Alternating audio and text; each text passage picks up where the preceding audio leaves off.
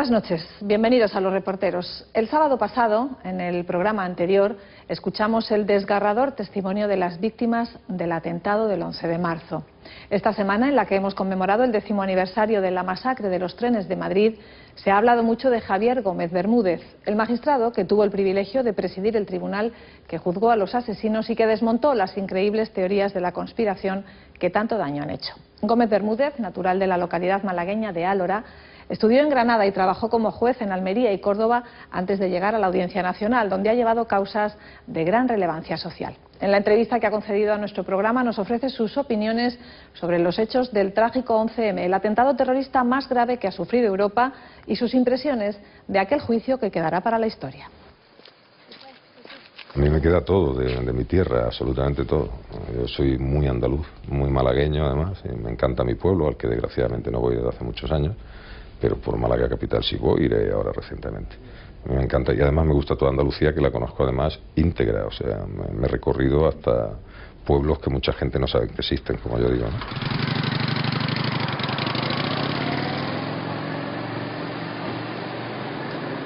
El que te etiqueten nunca es bueno, porque parece que es lo único que has hecho en tu vida y tal, pero en este caso la etiqueta se lleva con orgullo, no la puedes llevar con... Para mí no es un lastre, ni mucho menos, para mí es un orgullo, ¿eh?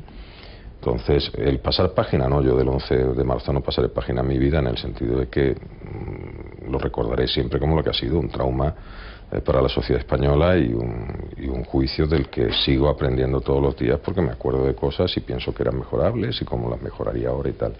Pero no vivo para el 11M, el 11M no es mi vida, el 11M, afortunadamente para mí, fue un momento histórico que ya ha pasado, a diferencia de lo que ocurre con las víctimas, que naturalmente sí es su vida, es parte de su vida inseparable.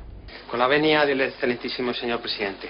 En general fueron unos meses, bueno, no solo esos 3, sino desde mucho antes de empezar el juicio, durísimos.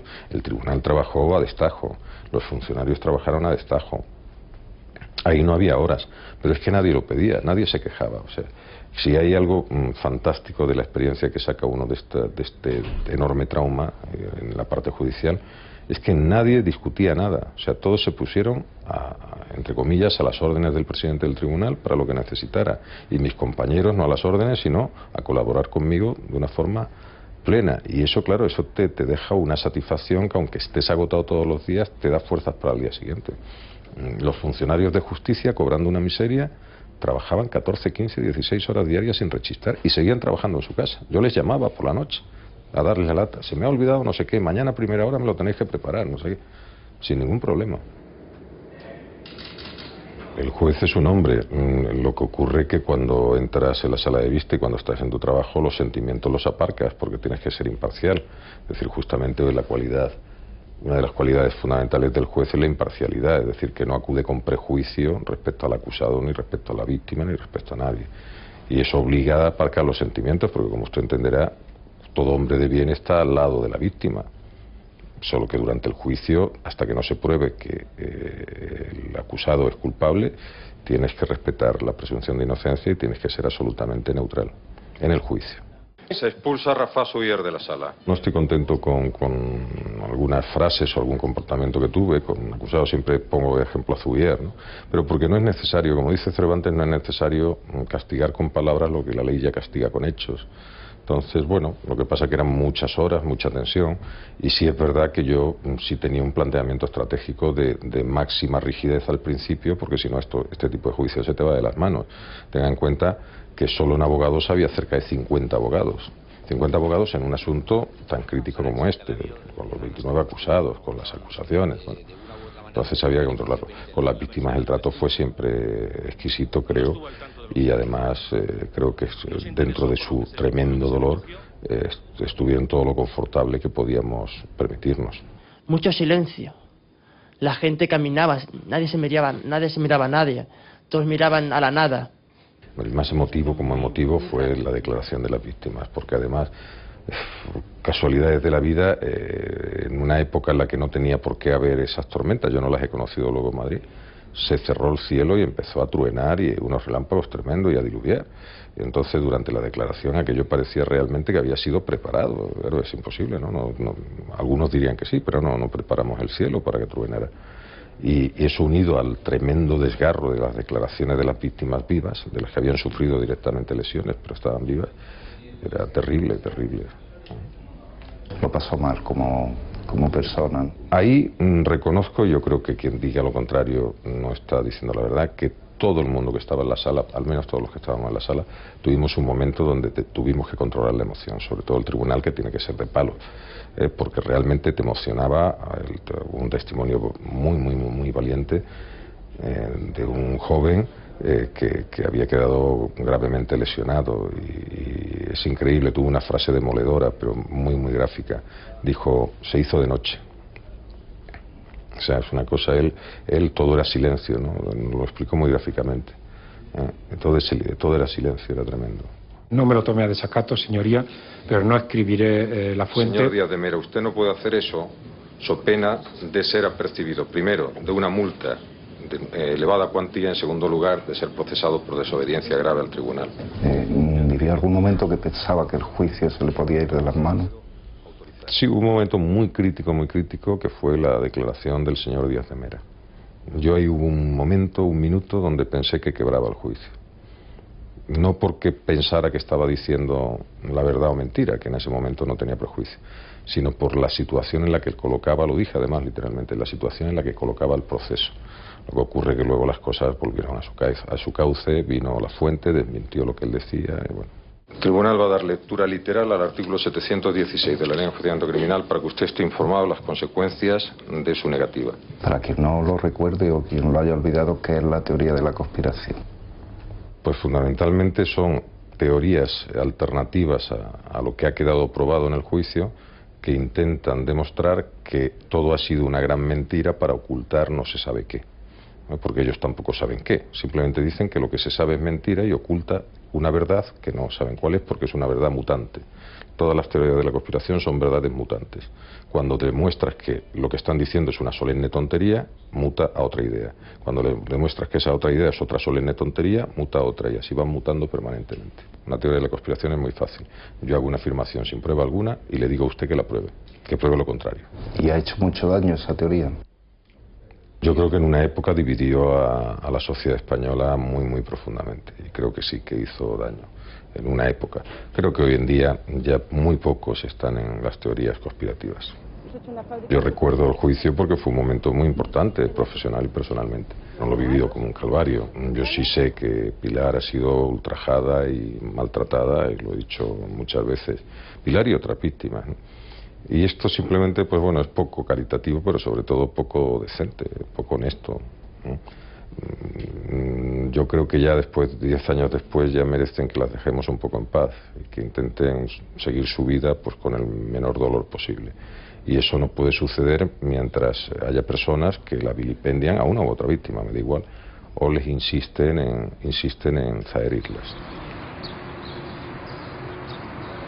Yo he sufrido muchísimos insultos y muchísimas vejaciones durante, sobre todo, el tiempo inmediatamente después a la sentencia, y periódicamente se reproducían, pero es que a mí no me afectan en absoluto, no me preocupan lo más mínimo.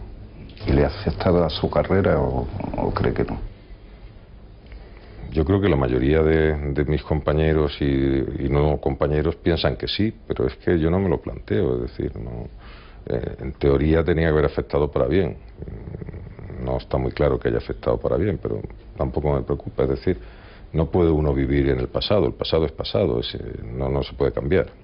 Ha sido el juicio más complejo que se ha celebrado en el mundo, con un estándar de garantías altísimos, porque no se trata de celebrar un juicio. O sea, yo me voy ahora a un país dictatorial y celebro el juicio como me vengan ganas. No, se trata de celebrar un juicio de estas características con lo que había alrededor y con las máximas garantías para todos. Bien, procedemos a la lectura de la nota resumen del tribunal. Se trata de partes extraídas de la propia sentencia. La perfección no existe, la sentencia desde luego no es perfecta, es imperfecta, pero estamos razonablemente satisfechos, bastante satisfechos del resultado jurídico. La sentencia era un asunto muy complicado, con muchísimas pegas y muchísimos problemas procesales, penales, de todo tipo. Y yo creo que hicimos, además en un tiempo récord, porque el problema es que además nos acuciaba el tiempo porque vencía el plazo máximo que podían estar en prisión preventiva los acusados. Y claro, imagínense que tenemos que excarcelar a algún acusado, aunque sea provisionalmente, porque no hemos dictado sentencia. Bueno, esto hubiera sido la debacle. Entonces estábamos presionados por el tiempo. La inmensa mayoría de los comentarios y críticas, y hablo de expertos, y hablo de universidades mundiales, de todo el mundo, perdón, la inmensa mayoría de las críticas son muy positivas. Porque claro que es discutible y hay críticas también en contra, negativas, ¿no? Las negativas sirven también para volver a estudiar y decir, bueno, a ver si esta crítica, esta persona que dice que no está de acuerdo, que la sentencia le parece mala, lleva razón o no. 30 años de prisión por cada delito de homicidio terrorista consumado. 20 años de prisión por cada delito de homicidio terrorista en grado de tentativa. El día después de esta sentencia, primero creo que dormí unas 12 horas, cosa que no había hecho en mi vida. Pero en segundo lugar, el día después estaba como vacío. Me sentía rarísimo, rarísimo. Como si dijera, bueno, ¿y ahora qué voy a hacer sin trabajar? Que no era verdad, porque tenía mucho más trabajo, pero era la sensación de que te habías quedado sin nada, ¿no? Muy vacío. Tranquilo, relajado, pero como un vacío. Me parecerá mentira, pero echaba mucho de menos el seguir viendo a las víctimas, digo, en el público, el seguir viendo a todas las personas que estaban colaborando allí. Pero sí, fue un enorme privilegio. Fue todo de verdad espectacular, en el sentido de colaboración, de dignidad, de no bajar la cabeza, en fin. Vamos a ver, la tranquilidad relativa. El riesgo de un atentado terrorista de tipo yihadista existe. Lo que ocurre es que la sociedad española, afortunadamente, no es consciente de eso, no lo percibe ahora, pues por la sencilla razón de que llevamos 10 años sin un atentado yihadista, que es muchísimo tiempo en estos delitos. 10 años en los que no ha habido atentados, pues por el trabajo de la policía, y por el trabajo de la justicia y de los servicios de inteligencia. La seguridad absoluta no existe, no hay que intranquilizar, pero estamos muy bien ahora. Ojalá sigamos muy bien, crucemos los dedos y sigamos trabajando.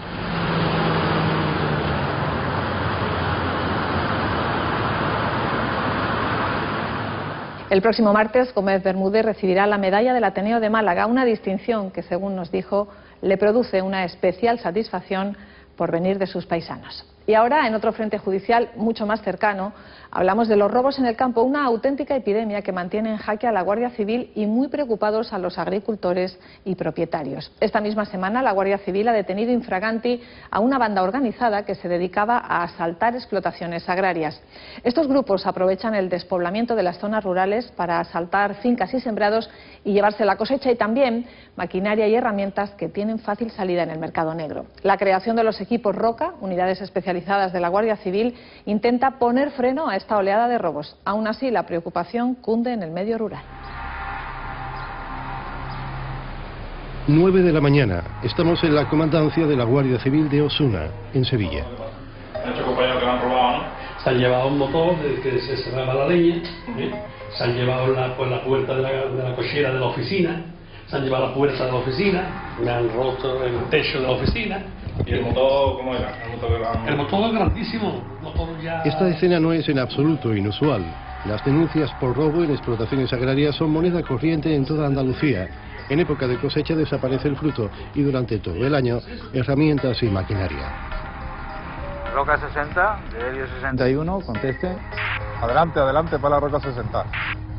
Desplácense a la zona del Mirador de Osuna, en la carretera del Rubio, para hacer una inspección ocular. A este señor le han robado en la finca. Bien, bien, cuésele, cuésele. Nos dirigimos al lugar.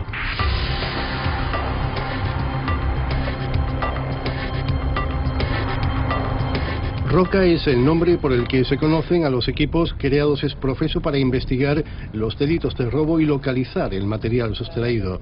Cada unidad se compone de 2 agentes que incluso operan de incógnito y que conocen el terreno que pisan como la palma de su mano. Da la circunstancia que en este equipo Roca 60 que tenemos aquí en esta compañía, esas cualidades se dan. Es personal voluntario que le gusta el trabajo de investigación en el campo. Es más, a muchas de las fincas que tienen que ir las conocían ya de antes. En Andalucía existen 25 equipos Roca, en total 96 agentes dedicados en exclusiva a la zona agraria. Una tarea ingente y siempre compleja porque en una comunidad de grandes latifundios y cultivos extensivos, el territorio a cubrir, como sucede aquí, en la Sierra Sur de Sevilla, es inmenso. Es una extensión bastante grande y que en un 85% es olivar y por eso es un sitio donde hay mucha producción y riqueza. A lo que se añade el hecho de que el medio rural se ha despoblado de forma alarmante. Solo en 2013 se cometieron 5.000 robos en el campo andaluz, en su mayoría en las provincias de Almería, Córdoba y Sevilla. ¿Algún hurto de aceituna? De aceituna no, este año no, en las naves, los almacenes sí. Sí, ¿verdad? De aperos agrícolas y de eso sí. Cuando comenzamos a elaborar este reportaje, la campaña en la comarca de Osuna estaba a punto de concluir. En este gran olivar ya solo quedaba la recogida de la aceituna dispersa en el suelo y se trabajaba deprisa por lo que pudiera pasar. Puede haber robos puntuales que sí lleguen a cantidades importantes, cantidades de 2.000 o 3.000 kilos. Eso hace muchísimo daño, no solamente a la aceituna que estamos cogiendo, sino el estado en el que se queda el olivar. Lo normal es que cojan la aceituna de la manera más agresiva posible y el olivar se va a resentir no solamente ese año, sino el año siguiente. Si el fruto es codiciado, aún más la maquinaria indispensable para mantener el cultivo en óptimas condiciones. Se están robando las llaves de riego, las llaves de paso de un sector a otro, con lo cual si eso se produce en el momento que estamos regando, dejamos sin riego a la parcela y el olivar, por supuesto, se viene atrás. Si la investigación de los delitos está en manos de la Guardia Civil, la vigilancia cotidiana corre a cargo de los guardas particulares de campo. Ellos no pueden abastecer en lo que es el medio rural. El medio rural somos los guardas rurales, y es un trabajo que tiene que ser más de vocación, porque es bastante arriesgado, tiene muchas veces que lo pasa bastante más, y después que estamos desprotegidos. La Guardería de Campo es un cuerpo de seguridad homologado por el Ministerio de Interior y cuenta con unos 12.000 agentes repartidos por toda la geografía española. Lo mismo te tira ahora una semana que no tienes nada, que hay semanas que tienes 4 y 6 intervenciones. Javier Grona lleva en esto 22 años, así que atesora una larga experiencia como guarda de campo en el término municipal de La Carlota, en Córdoba. ¿Qué pasa? ¿Cómo andas? ¿Qué pasa, hombre? Nada. ¿Qué? ¿Cómo ha ido la cosa? Pues esta noche ha estado la cosa tranquila. ¿Sí? No se ha visto nada ni nada, no han tocado nada. Pues venga, nada, hasta luego. Venga, hasta luego, pues ya nos vemos. Si Venga, algo me llama, vale, Venga, hasta luego. Tiene a su cargo 5 cotos, lo que supone vigilar a tiempo completo alrededor de 5.000 hectáreas de cultivo, en su mayoría olivar y cítricos. Sí, sí, es peligroso y cada vez más. Están viniendo bandas organizadas y no es lo mismo robar una poca de chatarra que ya venir a pegar palos fuertes. Hay fincas que pegan palos de 20 y 30.000 euros. Y bueno, incluso tractores. Y maquinaria roban. Maquinaria roban toda la clase de maquinaria. Los aperos normalmente los cortan y se los llevan hechos pedazos, pero se están llevando tractores nuevos de entrar a la finca en cocheras y llevarse tractores de 60 y 70.000 euros. El 8% de los delitos contra la propiedad se cometen en el campo y en muchas ocasiones son robos a gran escala, golpes perfectamente planificados como el que han padecido recientemente en esta explotación olivarera de Córdoba. Quienes perpetraron este asalto con butrón se tomaron su tiempo. Abrir un hueco en esta sólida pared de hormigón no es tarea fácil. Sin duda lo hicieron de madrugada y no dejaron cabos sueltos. Conocían la finca y vigilaron durante todo el día los movimientos de empleados y propietarios. Precisamente esa noche estuve yo aquí hasta las 11 de la noche. Y entre las 11 de la noche y las 3 de la mañana que saltó la alarma se habían llevado y habían hecho el agujero. O sea, estaban controlando mis movimientos. Esta puerta no la forzaron porque creían que podía haber algún tipo de contacto magnético aquí para no hacer saltar la alarma. Y lo que hicieron fueron agujeros en el techo para mirar a ver lo que había antes de hacer saltar ninguna alarma. Un sensor volumétrico con el que no contaban hizo saltar la alarma. Los ladrones huyeron, pero lo hicieron con un botín valorado en unos 20.000 euros. Se llevaron herramientas, baterías y, por supuesto, cobre. y como no podían sacar la bobina, porque claro, el agujero que han hecho no es tan grande como para sacar esto, ni tampoco querían abrir la puerta para no hacer saltar ningún tipo de alarma, pues lo que hicieron fue romper el carrete y sacar el cable y montarlo en el carro también, que el carro también era nuestro. La situación de inseguridad de la propiedad es tremenda. Pedimos que los juicios sean por el valor del daño y no por el valor del botín que se llevan los ladrones. Porque ya no es el valor que se ha llevado esto, es que ese día que vienen a trabajar tú te encuentras desarmado ya. Yo he tenido que salir corriendo a comprar maquinaria para poder seguir mi actividad. Una campaña tiene unos días para cogerlo, no es una cosa que tenga, bueno, pues esto nos paramos aquí hasta que se resuelva. Las penas tienen que endurecerlas, porque de todas formas casi lo mismo da que los pille yo, que los pille la Guardia Civil, que van a salir por la misma puerta, a esperar juicio. Un trámite demasiado largo y con frecuencia infructuoso. De hecho, y según cálculos de la organización Asaja, solo 1 de cada 10 agricultores interpone denuncia cuando son víctimas de un robo. Hay varios motivos. El primero es el aburrimiento que tiene ya un propietario cuando presenta una denuncia, porque tiene casi la seguridad de que al final no va a llegar a una resolución en contra del que le ha hecho el daño. Entonces, pues, eso hace que mucha gente se eche para atrás. Naturalmente se roba lo que puede venderse con rapidez y sin dejar rastro. Ese es el principal problema. O sea, hay alguien que vende lo que le suministran los ladrones y hay alguien que compra lo que le vende ese intermediario. Ahí es donde también nosotros pedimos a las Fuerzas de Seguridad del Estado que hagan un esfuerzo suplementario en el control de esos puntos intermedios, porque ahí es donde de verdad se puede actuar de manera mucho más dura. Las patrullas a caballo de la Guardia Civil han vuelto al campo para reforzar las tareas de control y vigilancia de los equipos Roca. Esta brigada acaba de llegar a la comarca de Osuna procedente del acuartelamiento de caballería de Valdemoro, en Madrid. Patrullarán por la zona 3 semanas con el apoyo logístico de esta finca olivarera. Nosotros gustosísimos hemos dicho que sí y han venido esta mañana, una mañana un poquito fría, pero gracias a Dios no llueve, con lo cual todo se está realizando fenomenal y nada, como veis están ya a punto de salir. Las brigadas a caballo son extraordinariamente eficaces porque se mimetizan con el paisaje agrario y acceden sigilosamente a zonas normalmente inaccesibles para los vehículos a motor. El sigilo de un caballo se envuelve, digamos, en el sonido del campo y es muy fácil llegar a los sitios y prácticamente pues pilla desapercibido al más pintado. Lo que se pretende es prevenir. Evidentemente el campo es muy grande, no se puede vigilar todo, pero la prevención puede ser el resto. Esta zona lo que tiene, claro, en época de cosecha es mucho robo y luego ya el resto del año lo que tenemos son pues robos de otro tipo de maquinaria, de cableado y demás. Entonces, claro, es tremendamente disuasorio el tener un agente de la Guardia Civil patrullando con sus caballos, son silenciosos y bueno, pues yo creo que el que sepa que eso está pasando se lo va a pensar 2 veces, vamos, antes de robar, ¿no? Central Cor de Jarro Azul. Adelante. Mire, para pasarle un DNI me dice si tiene algo en vigor. Seguro ITV en vigor. No tiene nada pendiente, ¿no? Nada pendiente. Seguro ITV en vigor. Muchas gracias, Cos. Estarán por toda esta zona hasta que ya un poco veamos que la recolección de aceituna va bajando o la incidencia en el campo pues va disminuyendo. Esto es una cosa buena que lo hayan puesto, que lo tenían que haber puesto mucho antes. Sí, bueno. Porque nos dedicamos al tema de la leña. Sí. Y si usted supiera el tema del robo de gasoil, de batería de las máquinas, de leña... Bueno, pues para evitar ese tipo de cosas, por eso estamos por aquí. Los resultados parecen, por el momento, prometedores.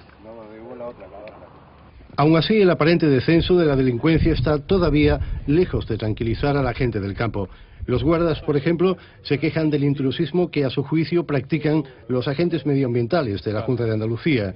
Reclaman más autoridad y aspiran a que el gobierno les autorice a llevar revólver.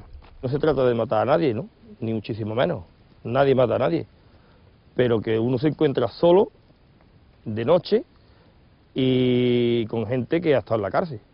Con este panorama, propietarios y agricultores buscan fórmulas para tratar de localizar lo que les han robado. ¿Qué pasa, va?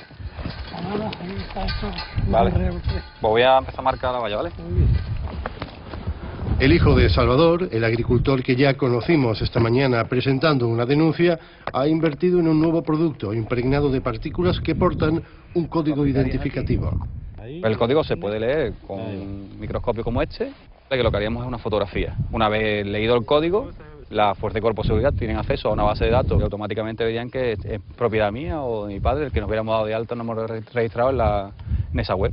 Y la organización agraria Asaja ha puesto en marcha en Córdoba una experiencia piloto para identificar aperos y maquinaria.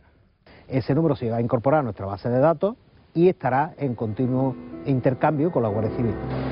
Investigación, control, tecnología y suerte. Todo es poco para poner coto a la epidemia de robos que afecta al mundo agropecuario. El campo es fuente de riqueza y de quebraderos de cabeza, porque ¿quién le pone puertas al campo?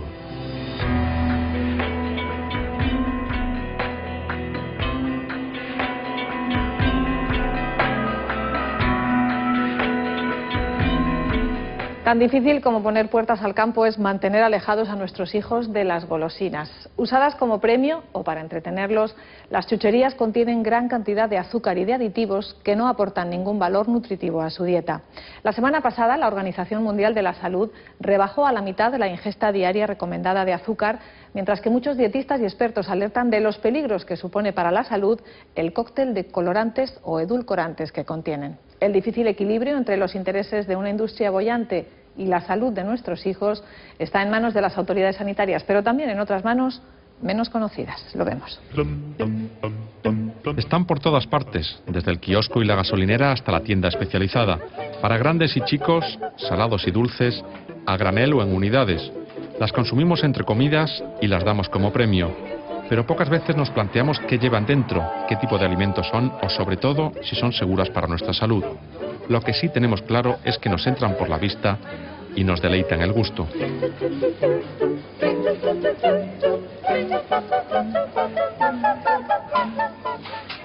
Venga, coge lo que quieres. Salida del colegio a comienzos de la tarde. Una tienda en un pequeño pueblo de las afueras de la capital. El trasiego es constante. Los dueños de esta tienda son también mayoristas. Tienen una nave propia en las cercanías. Su empresa mueve cerca de 1 millón de euros al año. Tenemos un nicho de clientes bastante amplio, desde gasolineras, estancos, pues desde el kiosco tradicional, la tienda de alimentación tradicional, pequeños supermercados, siempre hasta un volumen medio, ¿no? Y mucha diversidad de esos, de clientes, en hostelería, clientes de cafeterías, pubs, prácticamente todo lo que se ve en conveniencia. Los adultos somos más consumidores de lo que pensamos, es decir, pero nos gusta lo que es alto precio, que se llama, pues nos gustan los chicles, pero el que me gusta, el chocolate, pero el que me gusta, y bueno, es un segmento que es tan importante, y yo hay veces que digo que hasta más, ¿no? que lo que es la chuche pequeña. De las tiendas de chuches para adultos sabe mucho una empresa sevillana con presencia en casi todas las capitales andaluzas, además de una franquicia en Finlandia y proyectos para toda Europa, con una plataforma de logística en Hamburgo. Intentábamos encontrar un producto que pudiera consumir todo el público y que no se focalizara en un tipo de cliente, sino que abarcara todos los clientes del mercado y que encontraran todo tipo de productos, tanto los alérgicos a la lactosa, tanto los vegetarianos, personas que tienen alergias a frutos secos, a proteínas del cerdo. Tenemos que quitar el concepto que tenemos de que la golosina engorda. Ante semejante provocación, entramos en materia con los especialistas médicos. Las golosinas son unos, llamémosle alimentos porque se consumen, que aportan un elevado número de calorías vacías. Y sobre todo se llama vacía porque no aporta ningún valor nutritivo, solamente calorías como tal. Los niños hoy en día ya no corren, no juegan en la calle, no practican el mismo deporte que nosotros. Juegan mucho a la DS, a la Play, a la Game, al ordenador, a la tablet y realmente realizan poco deporte para el exceso de consumo de calorías que tenemos. Eso tiene muchas repercusiones en todos los aspectos, uno de ellos es la obesidad. Si hay un sitio donde se comen chucherías es en los cumpleaños. Acudimos a un local especializado en este tipo de fiestas. Aquí cuentan con un as en la manga. El consumo debe ser responsable y para ello tenemos diferentes menús, desde menú para celíacos, etcétera, etcétera. Y se puede mediar quien no quiere la chuche, hay tartas que se traen especialmente desde casa por muchísimas razones, porque el niño nada más que toma de ese tipo de tarta, o en la tarta de la abuela la que lo hace, en fin. El cono de chuche se da al final, pero vamos, yo te puedo asegurar que todo lo que tomen aquí los niños de azúcar, aquí en la unidad de juego la queman, ¿no? O sea, el problema yo creo que no son las chuches, yo creo que el problema es el sedentarismo que hay, ¿no? De que no nos movemos, ¿no? Exceso de calorías y sedentarismo. Pero antes de llegar al estómago, la chuche ha pasado por la boca. Si a un niño se le da una chuche o se le da un zumo después de una comida en un momento determinado y ese niño luego se lava sus dientes y tiene una dieta equilibrada, pero un día se le ha dado ese premio, no pasa nada. El problema está cuando eso se hace por sistema entre comidas. El niño ni se cepilla, con lo cual ese producto azucarado se deposita en el diente y las bacterias pues empiezan con la glucólisis, se eliminan ácidos y destruyen la estructura del diente. Eso es lo malo. La mayoría de los chicles y muchos caramelos ya se venden sin azúcar, pero los sustitutos como el aspartamo o el sorbitol son potencialmente más peligrosos. Muchas veces dice sin azúcar y es que resulta que los sustitutivos no son beneficiosos, al contrario, algunas veces, por ejemplo el sorbitol, que no es tan cariogénico, pero el sorbitol lo que hace es que potencia el ataque ácido, la vía de la sacarosa, con lo cual hace que sea más rápido en la descarga ácida. El xilitol, el mannitol y este tipo de preparados sin azúcar añadido, como quien dice, tiene su efecto indeseable. Estoy hablando de la irritabilidad, niños hipercinéticos, estoy hablando de que en cantidades altas podría dar diarrea. Veamos pues los componentes y su seguridad a la hora de ingerirlos. En muchas de las golosinas el listado de ingredientes es largo e indescifrable. Los aditivos señalados con la letra E mayúscula son los que están en la lista de permitidos por la Unión Europea. Hay un colorante concreto presente en las golosinas rojas y negras que brillan mucho. La legislación europea ha obligado a rotular con esta leyenda. Puede provocar hiperactividad y falta de atención en los niños. Y la pregunta sería, dado que hay aditivos naturales que aportan quizá menos brillo pero el mismo color, ¿por qué no cambiarlo por otro aditivo natural?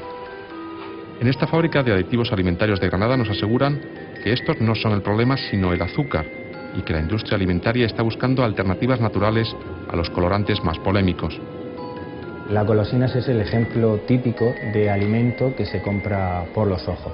En cuanto a los sabores, son muy limitados y normalmente no van proporcionados por los potenciadores del sabor, sino por acidificantes que están presentes de forma natural en muchos de los alimentos que consumimos, básicamente frutas. Y luego en el caso concreto de los colorantes, si bien es cierto que ha habido mucha controversia en la Unión Europea, sobre todo por la utilización de colorantes azoicos, las dosis de uso de estos colorantes dentro de las golosinas son extremadamente bajas, de tal forma que para que generara o pudiera provocar un daño sobre la salud de algún niño, el consumo de golosinas por parte de este niño se estima entre 500 gramos y 2 kilos diarios. La pelota, como siempre, en el tejado del consumidor. En general, todos los productos que están a la venta en España se pueden comprar con absoluta tranquilidad, porque en general todos son productos seguros.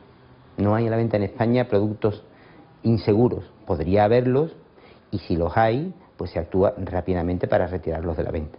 Campañas periódicas de revisión de etiquetados y atención de denuncias de consumidores particulares son los medios de que dispone el Servicio de Consumo de la Junta. Porque golosinas naturales como estas que hemos visto en alguna tienda, con el etiquetado en alemán, no deberían venderse. Cuando hay un producto que no tiene el etiquetado en castellano, no se debe consumir.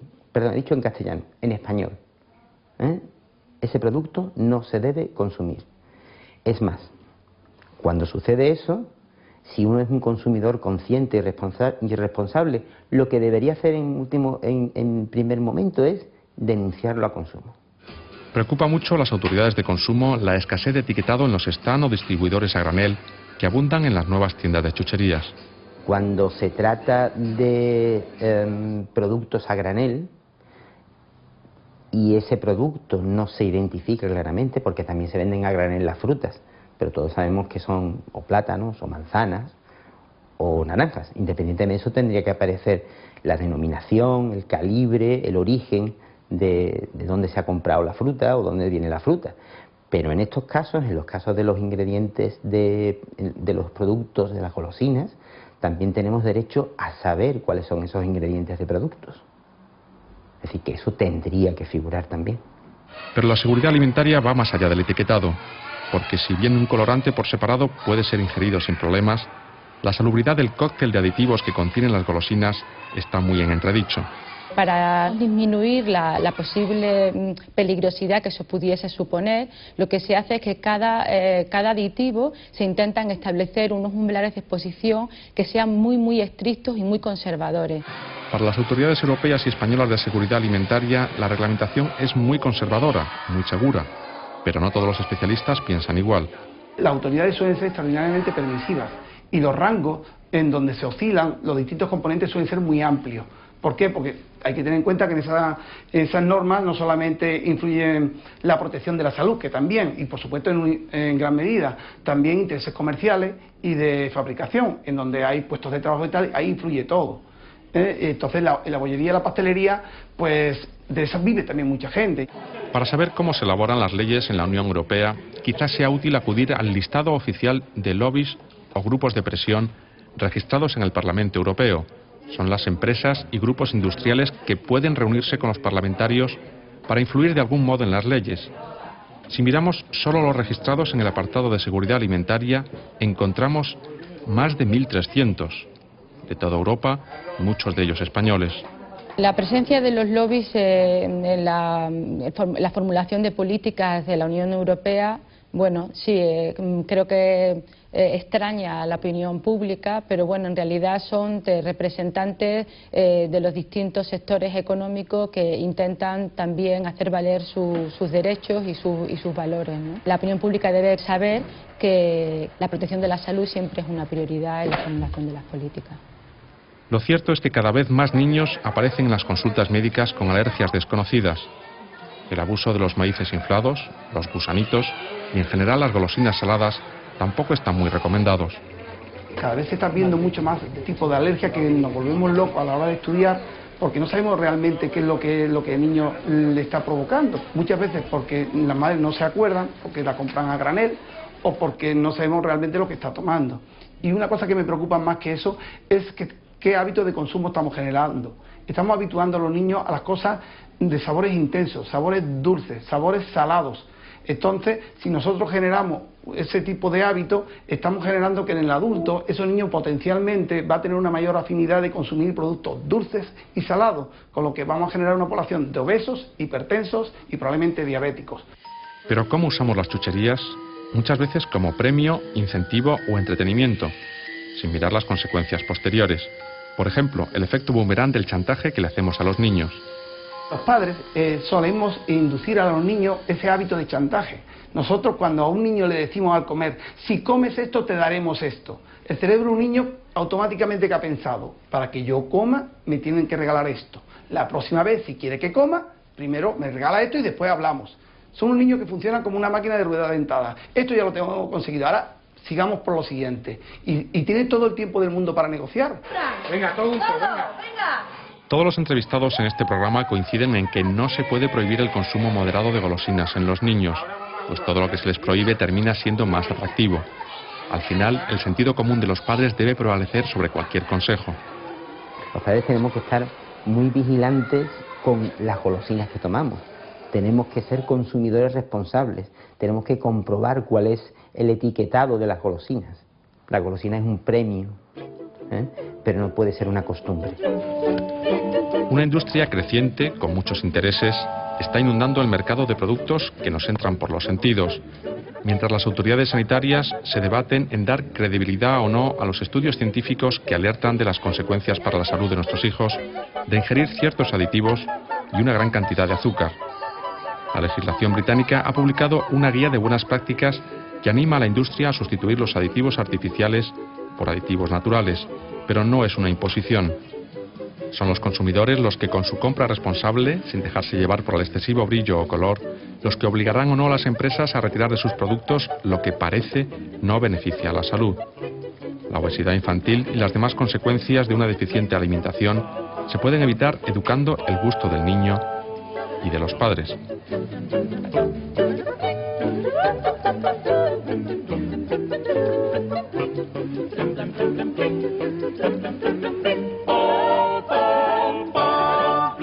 Precisamente hoy, Día Mundial de los Derechos del Consumidor, es bueno plantearse el consumo responsable en este terreno de las golosinas y en cualquier otro.